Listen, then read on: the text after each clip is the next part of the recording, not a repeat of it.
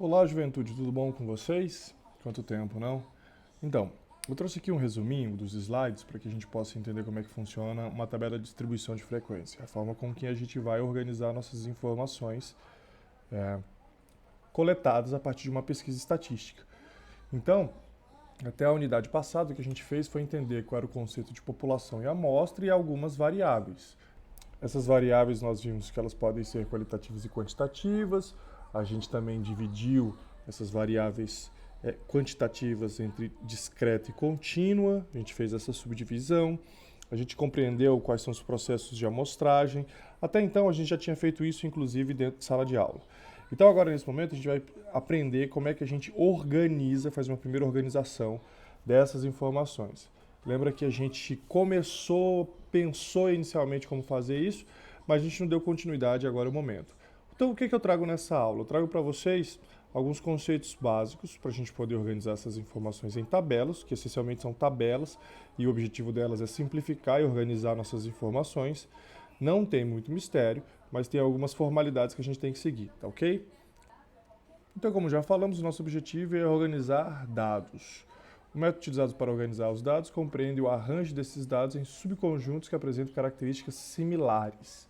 Ou seja, a gente vai agrupá-los com suas características semelhantes. Então, se eu quiser fazer uma pesquisa para poder classificar ou traçar o perfil dos alunos, como sempre é o exemplo que a gente tem utilizado nas nossas aulas, se eu quiser traçar o perfil dos alunos, então, de uma sala, eu vou querer perguntar, por exemplo, a idade, a altura, se moram na mesma cidade, todas essas são as nossas variáveis, e eu vou organizando as informações de acordo com essas características. Esses dados agrupados podem ser resumidos em tabelas ou gráficos, e a partir desses podemos obter as estatísticas descritivas já definidas, média, mediana, desvio padrão, etc. Então eu preciso organizar eles em gráficos e organizá-los em tabelas. São as duas formas que eu consigo visualmente perceber e aí tirar conclusões descritivas sobre essas informações. É, Dados organizados em grupo ou categorias, classes, são usualmente designados para distribuição de frequência. É isso que a gente vai fazer. A gente vai fazer as nossas distribuições de frequência. Frequência nada mais é a quantidade de vezes que ele vai aparecer, que esse dado vai aparecer na nossa pesquisa, tá certo? E a gente vai fazer essa distribuição organizando de acordo com as respostas das nossas variáveis.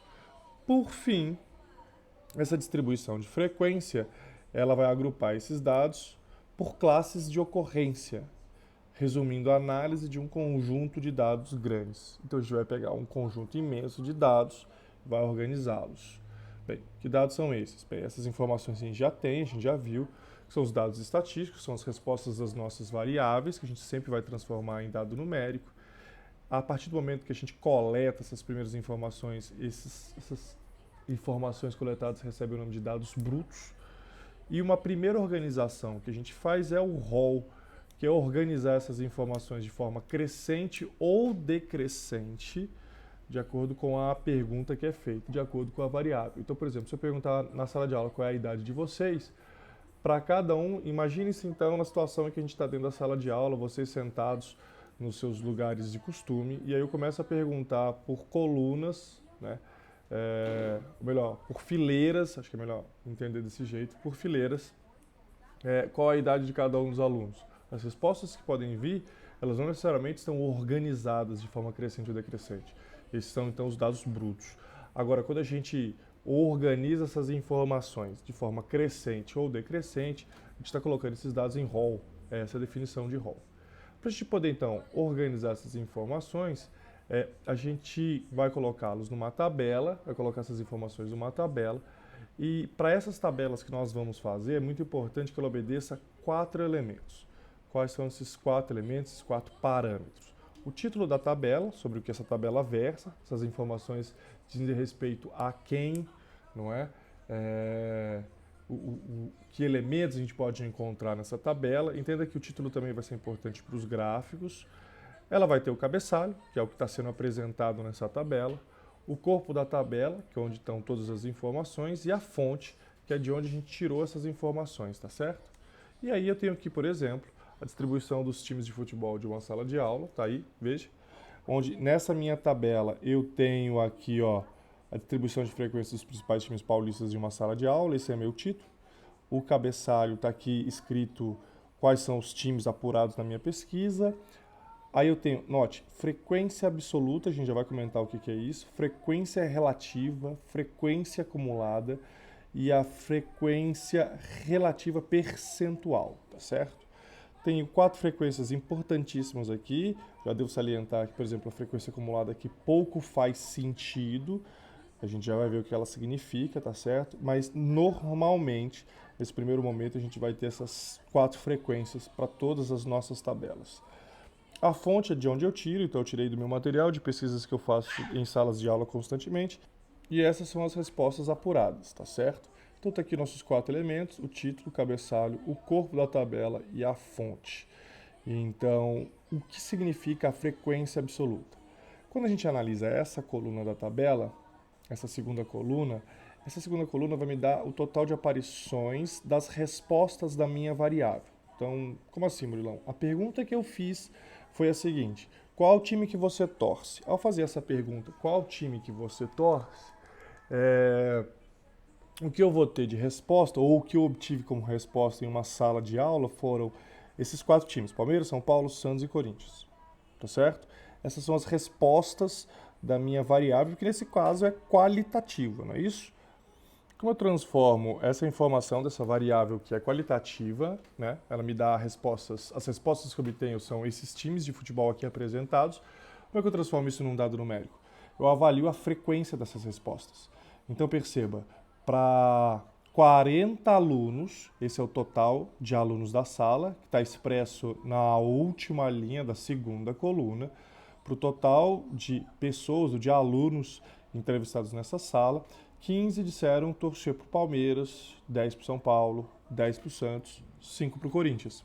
Essa é então a frequência absoluta. Eu digo que é a frequência absoluta porque, enfim, dos 40 entrevistados, eu tenho aqui então a resposta de todos eles elencados para Palmeiras, São Paulo, Santos e Corinthians. Feito? Entendido até aqui? Bem, o que seria essa frequência relativa? Relativa vai ser a razão, a relação entre o valor da resposta variável pelo total. Então, nesse caso, por exemplo, a frequência relativa para o time do Palmeiras, para a resposta Palmeiras, vai ser 15, que é absoluta, por 40. Essa razão vai dar 0,375. Perceba que, nesse caso, se eu multiplicar essa resposta por 100, eu vou ter a frequência relativa percentual. E te digo o seguinte: a informação que vem daqui é que 37,5% dos alunos dessa sala torcem então para o Palmeiras. Perceba que eu faço a mesma coisa para todas as demais respostas da variável, então 10 por 40, 0,25 ou 25% dos alunos torcem para o São Paulo, 0,25, mesma coisa, 10 sobre 40 torcem, 25% torcem para o Santos, e 5 por 40, 0,125, ou seja, 12,5% torcem para o Corinthians. Para eu sair desses valores da frequência relativa para a frequência relativa percentual, basta que eu multiplique o resultado por 100. E a frequência acumulada, jovens? Essa frequência acumulada tem pouco sentido para a gente aqui nesse problema, porque o que ela me diz são as frequências acumuladas para cada uma das variáveis. Então, como se eu te dissesse assim, ó, 15 alunos torcem para o Palmeiras, 25, que é essa soma, 15 do Palmeiras, 10 do São Paulo, até 25 alunos torcem para o São Paulo e Palmeiras. Então, se eu fizer 10 mais 10 mais 15, somando Santos, a quantidade de alunos que torcem para o São Paulo e a quantidade de alunos que torcem para o Palmeiras, essa soma dá 35. E aí o que ele está dizendo é que até 35 alunos torcem para o Palmeiras, São Paulo ou Santos. Ou seja, tem pouco sentido nessa tabelinha. Todavia, a gente vai ver em outras tabelinhas que ela vai fazer mais sentido, tá certo? Pouca coisa ela nos diz aqui. Note que essa variável qualitativa, eu pude organizá-la dessa forma, tá certo? Suponhamos que eu tivesse uma variável quantitativa contínua. Como seria o funcionamento dessa variável quantitativa contínua? Bem, aqui eu estou pensando em intervalos que dizem respeito à altura de alunos, tá certo? são os mesmos 40 alunos e eu os organizo dessa forma. Eu queria que vocês avaliassem que se eu perguntasse a altura de cada um de vocês na sala de aula, eu teria respostas diversas. Então, eu não conseguiria elencar todas as respostas possíveis, porque então a minha tabela seria uma tabela imensa e pouco nos diria algo. Nesse sentido, eu organizo-a por intervalos, conseguem perceber? E nestes intervalos eu incluo todas as pessoas que estão dentro dessas alturas. Então, aqui vale a pena eu mostrar para vocês que esses intervalos que estão aqui, segundo essa anotação que eu estou utilizando, me dizem o seguinte: pessoas que têm 1,50, que é a altura mínima, tá certo? 1,50, elas entram nesse intervalo. E eu vou adicionando nesse intervalo todas as pessoas que têm a altura limite inferior 1,50, 150 centímetros, até 1,60. 1,60 não entra, ou seja, não tem uma barrinha aqui para indicar que ela entra nesse intervalo. 1,60 é o limite superior. Então, estou pensando em pessoas que têm 1,59,9999, mas 1,60 não entra nesse primeiro intervalo. Um pensamento semelhante, então, para o segundo intervalo, que vai de 1,60 a 1,70. 1,60, então, entra nesse segundo intervalo, mas 1,70, que é o limite superior, não entra. Estou atrás de pessoas que têm 1,69,999, mas 1,70 não entra nesse intervalo. E assim por diante. Note que a segunda coluna é a minha frequência absoluta. Então, eu tenho 15 pessoas que estão nesse intervalo de 1,50 a 1,60, onde 1,50 entra e 1,60 não. Eu tenho 20 pessoas que entram no intervalo de 1,60 a 1,70, onde 1,60 entra, mas 1,70 não. E por fim, eu tenho 5 pessoas que entram no intervalo de 1,70 a 1,80, 1,70 entra e 1,80 não entra. Note então que todas as respostas da minha variável altura, ou seja, todas as respostas para a pergunta que eu faço, qual é a sua altura, elas devem estar nesse intervalo que vai de 1,50 até 1,80, de 150 centímetros a 180 centímetros. Se houverem respostas menores que 1,50 ou maiores que 1,80, elas devem ser levadas em consideração e talvez seja necessário que a gente ou aumente os intervalos de cada uma dessas classes, aumente os intervalos, tá certo? Ou aumente a quantidade de intervalos, tá certo?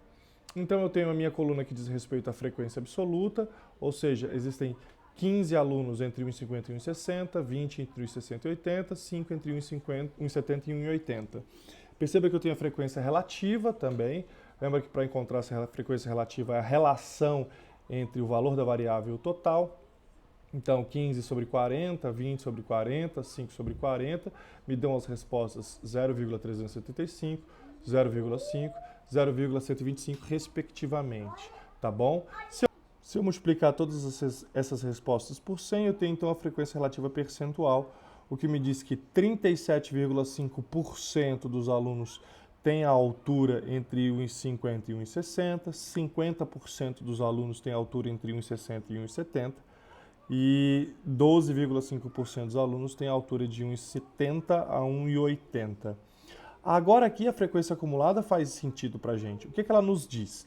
Então perceba, para a primeira linha, a frequência acumulada é 15. Ela nos diz que temos 15 alunos até 160 centímetros de altura, até 1,60. Depois, quando eu somo então a primeira linha e a segunda linha, as frequências absolutas dela, então 15 mais 20, totalizando 35, eu posso dizer então que até 1,70 eu tenho 35 alunos. Tenho 35 alunos até 1,70. E por fim, eu tenho a totalidade que até 1,80 eu tenho 40 alunos, que é quando somo todas as frequências absolutas. Perceba que a frequência acumulada também pode ser feita da frequência relativa ou da frequência relativa percentual. Alguns detalhes que vocês têm que conferir sempre na sua tabelinha.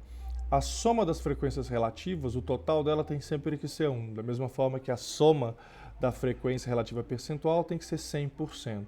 Não tem soma da frequência acumulada, não tem soma, tá certo? A frequência acumulada se dá quando você soma, então, por exemplo, eu quero saber qual é a frequência acumulada para a segunda classe, que é de 1,60 a 1,70. Eu somo, então, 20 mais o 15, chegando em 35. É assim que vai funcionar, tá certo? E aí, como é que a gente determina a quantidade de classes que a gente vai ter na nossa distribuição? Presta atenção, a gente tem algumas formas, mas a imensa maioria das vezes, ou pelo menos para os nossos exercícios, eu vou determinar a quantidade de classes que eu quero. Lembrando que a quantidade de classes são quantos intervalos existem na nossa distribuição. Por exemplo, nesse caso eu tenho 3 classes, são esses 3 intervalos de 1,50 a 1,60, 1,60 a 1,70, 1,70 a 1,80. Essas são as nossas classes, são 3 classes. Percebam que essas classes ela tem a mesma amplitude, ou seja, eu tenho 10 centímetros de amplitude de 1,50 a 1,60, de 1,60 a 1,70, de 1,70 a 1,80. A amplitude total dessa distribuição é de 30 centímetros, porque vai de 1,50 até 1,80. Então, como eu tinha uma amplitude total de 30 centímetros e eu queria organizar em 3 classes, entendam que simplesmente o que eu fiz foi pegar essa amplitude total, dividir por 3 e ter então a amplitude de cada uma dessas classes. E assim eu organizo as minhas informações aqui dentro. A pergunta que eu estou fazendo é, como que eu determino a quantidade de classes? Qual a quantidade de classes que aí é interessante para a gente? Tá certo? Essa é a nossa pergunta de agora. Existem 2 métodos, a gente tem a regra de Sturges e o critério da raiz, onde a regra de Sturges usa essa expressãozinha. Ele diz que a quantidade de classes K, essa quantidade, ela é aproximadamente igual a 1 mais 3,32 vezes o log do n, onde n é a quantidade de informações que eu possuo. No exemplo anterior, eu perguntei para 40 alunos, então esse meu n seria 40. Aqui eu tenho mais ou menos uma tabelinha frente às respostas que eu obtenho por essa expressão. Então, naquele caso, como eu tinha 40 informações, pela regra de Sturges, seria interessante que eu tivesse 6 classes. Então, eu não organizaria só em 3 classes como eu fiz no anterior. Eu deveria ter organizado em 6 classes. Se a minha amplitude total é de 30 e eu deveria ter 6 classes, a amplitude de cada classe deveria ser de quanto, então? 5 centímetros, exatamente, porque eu pego 30 centímetros, que é a amplitude total, e divido pela quantidade de classes. Tá certo? Entendido? Uma outra forma da gente pensar é utilizar o critério da raiz. Como funciona o critério da raiz? Se você tiver uma quantidade de dados, uma quantidade de informações menor ou igual a 25, você usa 5 classes. Se ela for maior ou igual a 25, você usa a raiz dessa quantidade, tá certo? Então, por exemplo, até 50, naquele caso, como eu tinha 40 informações, eu penso da seguinte forma: meu n é 40, raiz de 40 exato não tem, eu tenho a raiz de 36, que é a mais próxima. Raiz de 36 me daria então 6, ou seja, 6 classes, utilizando o critério da raiz. E aqui eu coloco uma outra tabelinha que normalmente a gente utiliza, que é a ideia do bom senso. Se eu tiver até 50 informações, dependendo de que informações são essas, eu posso organizar entre 5 e 10 classes e assim por diante. O que a gente vai utilizar, na imensa maioria das vezes, é o bom senso, utilizar essa tabelinha, avaliando que tipo de informação que nós temos. Bem, com o intuito de sistematizar o que a gente viu até agora, tem aí algumas nomenclaturas que a gente tem que utilizar para poder compreender melhor e organizar e pensar melhor nossas tabelas de distribuição de frequência. Então, classe de frequência, aquelas classes que nós discutimos, elas têm um limite inferior e um limite superior, que normalmente a gente chama de LI, L minúsculo I e L maiúsculo S, limite inferior e limite superior, que são os limites das classes, a gente vai utilizar para as classes, e também a gente vai utilizar para a amplitude total da nossa distribuição. Então, cada classe tem um limite inferior e um superior, tá certo?